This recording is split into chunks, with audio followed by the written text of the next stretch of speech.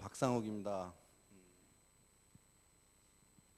제가 이 배단위 교회에서 호칭이 가장 많은 사람으로 생각되는데요. 노철혜 권사님은 박씨라고도 하시고, 유기선 권사님은 박씨 아저씨라고도 하시고, 이제 사모님은 이제 박 선생님, 어떤 분들은 모르시고 박 집사님이라고도 하시고, 지원 아빠 뭐 이런 호칭이 많은데요.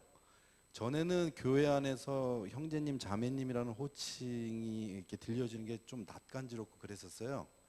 근데 이제 지금은 제가 여러 가지 호칭 중에서도 형제님이라는 호칭이 가장 편합니다. 그래서 이제 그 1대1 제자 양육 그 교육 과정을 성경 공부를 약 4개월 동안 받으면서요. 그렇게 변화된 것 같고 그런 조그마한 변화들을 성도님들과 나누고자 합니다. 주님의 향기를 매일매일 듣습니다. 약 4개월이 넘는 1대1 제자 양육 성경 공부를 마쳤습니다. 그동안 성경 공부를 하면서 기도하고 말씀을 공부하면서 변화하는 나의 모습을 되새겨 봅니다. 학창시절 교회 생활 10년, 그 다음에 성인이 돼서 성당 생활 20년, 그 한국에서의 30여 년을 주님의 언저리에 있으면서도 신앙생활이 아닌 그저 여가 생활 정도의 시간을 보냈습니다.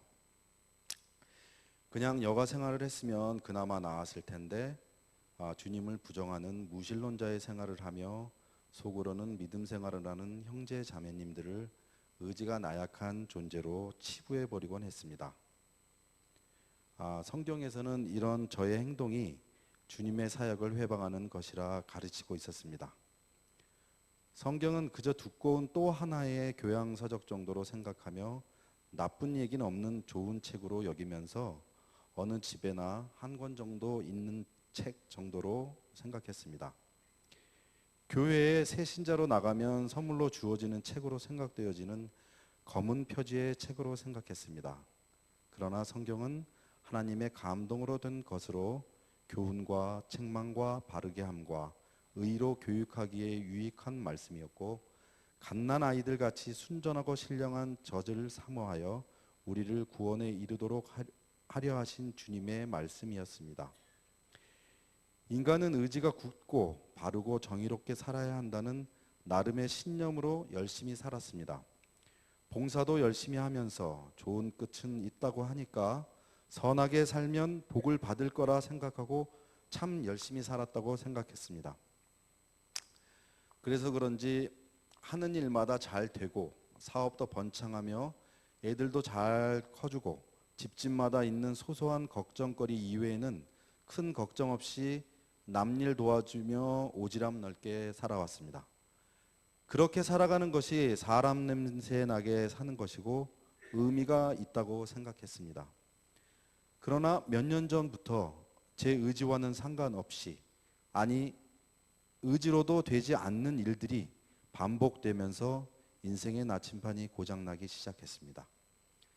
사람들에게 치이고 상처받고 실망하고 상한 마음을 술로 달래며 하는 날들의 연속이었습니다. 봄이면 꽃이 피고 가을이면 낙엽이 떨어지는 자연의 변화도 느끼지 못할 정도로 정신없이 사는 생활이 계속되면서 인생의 중요한 고비를 맞았습니다. 서서히 몸에 나타나는 건강 악화의 신호와 불의의 교통사고, 가정에서 날카로워지는 남편과 아빠의 모습 등이 보여지기 시작했습니다. 이런 저에게 안내된 동네가 배단위 마을이었습니다. 낯설지만 양지 바르고 따뜻한 곳이었습니다. 참으로 오랜만에 느껴보는 편안함이었습니다.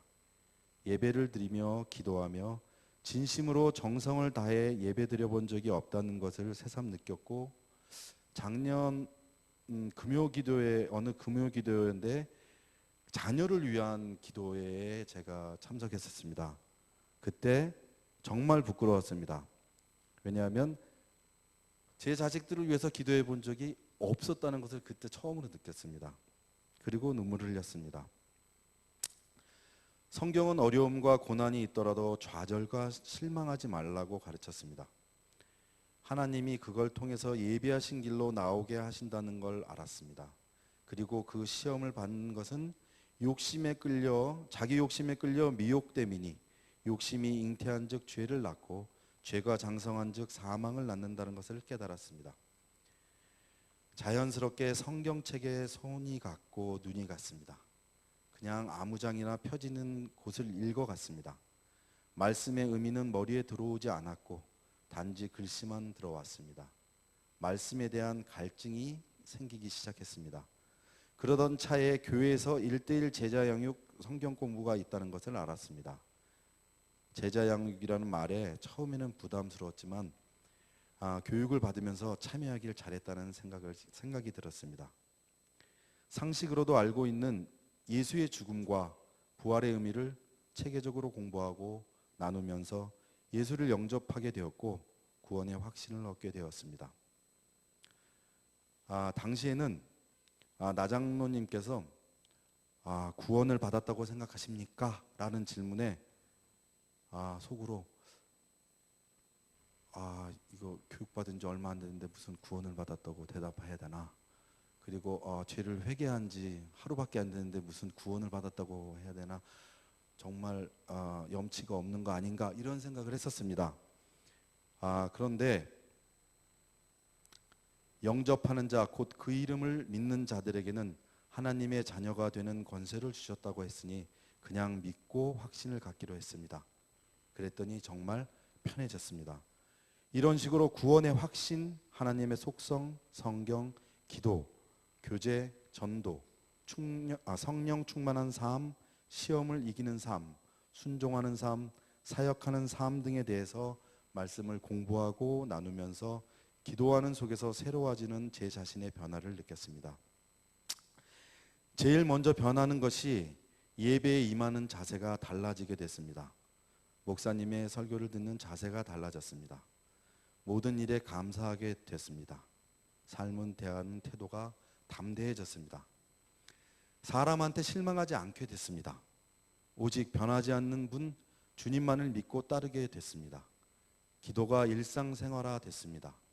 손 모으고 눈 감고 하는 기도만 기도 생활이 아니고 하나님과 일상적으로 묵상하면서 대화하는 그런 생활을 하게 됐습니다.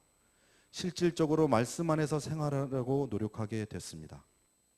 또한 덤으로 얻어지는 것이 있었습니다. 젊어지고 부지런해졌습니다. 학창 시절로 되돌아간 것 같이 공부하게 되고 암송하게 됐습니다. 이건 제 얘기가 노 전도사님께서 저한테 어느 날 대학원생 같이 젊어졌다고 말씀하셨어요. 그때가 이때쯤 아닌가 생각됩니다. 무엇보다 주님의 향기를 매일매일 듣게 됐습니다. 저는 꽃의 향기와 사람다움의 향기가 가장 좋은 냄새라고 생각했었는데 그건 그저 코로 맡고 눈으로 보고 느끼는 거라 생각했었습니다. 그런데 이 세상엔 우리를 사랑하시는 변함없으신 주님의 향기, 그분의 은혜와 사랑이 항상 넘치고 있었습니다. 결국 제가 좋아했던 향기도 주님의 향기였던 것입니다. 그 향기는 코로 맡는 것이 아니라 귀로 듣는 것이 아니라 온 몸으로 듣는 것이었습니다. 주님의 향기를 듣는 것이 어떤 느낌인지 궁금하신 성도님들께 1:1 제자 양육 성경 공부를 감히 추천합니다. 그리고 주님의 말씀을 행동으로 실천하시면서 가르침을 주시는 최창효 목사님과 오랜 시간 1:1로 마주 앉아 교육을 진행해 주신 나영주 장로님께 감사드립니다.